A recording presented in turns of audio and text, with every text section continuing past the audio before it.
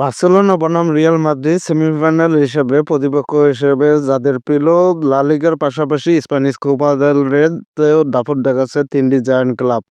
Defending champion Real মাদ্রিদের সঙ্গে সাবেক শিরোপাধারী বার্সেলোনা ও অ্যাথলেটিকো মাদ্রিদ এই প্রতিযোগিতার সেমিফাইনালে ওঠে। তবে এই রাউন্ডে কপাল পুড়ছে একটি দলের। সেমিতে লস ব্লাঙ্কসের তুলনামূলক সহজ প্রতিপক্ষ পেলেও বার্সেলোনাকে অ্যাথলেটিকার মোকাবিলা করতে হবে। আজ গতকালকে বুধবার স্প্যানিশ এই লিগের সেমিফাইনাল ড্র অনুষ্ঠিত হয়েছে, যেখানে রিয়াল মাদ্রিদের প্রতিপক্ষ নির্ধারিত হয়েছে রিয়াল সোসিদাদ। এই লড়াইয়ে স্বাভাবিকভাবে প্যারেড হিসেবে নামবে লা লিগার টেবিল টপার রিয়াল। অন্যদিকে জমজমাট লড়াই হবে বার্সা ও অ্যাথলেটিকোর মধ্যে। কোপা দেল রের ফাইনালের আরেকটি সুপার ক্লাসিকো বা মাদ্রিদ ডার্বি দেখার আশা করতে পারেন তাদের ভক্তরা।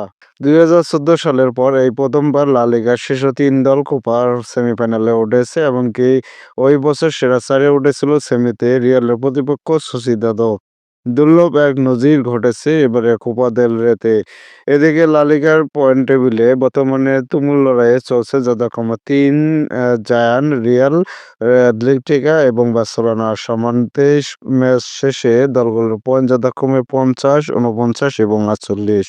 কোপা দেল রের সেমিতে দলগুলো দুটি করে লেগ খেলবে। প্রথম লেগে অনুষ্ঠিত হবে ২ সপ্তাহের মধ্যে ২৫ ও ২৬ ফেব্রুয়ারি, মঙ্গলবার ও বুধবার। চ্যাম্পিয়ন্স লিগের প্লে-অফ শেষে এবং ইউরোপীয় প্রতিযোগিতার শেষ ১৬ লড়াই শুরু ঠিক আগের সপ্তাহে হবে কোপার প্রথম লেগ।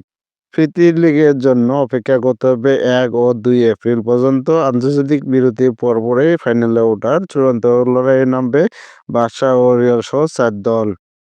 স্প্যানিশ এই প্রতিযোগিতায় বার্সেলোনা অ্যাথলেটিকোর ম্যাচের প্রথম লেগে অনুষ্ঠিত হবে মঞ্জুরিকে, আর প্রীতি লিগে হবে মেট্রোপলিটানোতে।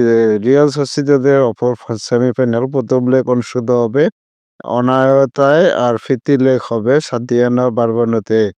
পরবর্তীতে কোপা দেল রের ফাইনাল ২৬ এপ্রিল অনুষ্ঠিত হবে সেভিয়ার মাঠ লা কাতুয়ায়। এ নিয়ে টানা ষষ্ঠবার কোপার ফাইনালের জন্য এই ভেন্যু বেছে নেওয়া হয়েছে।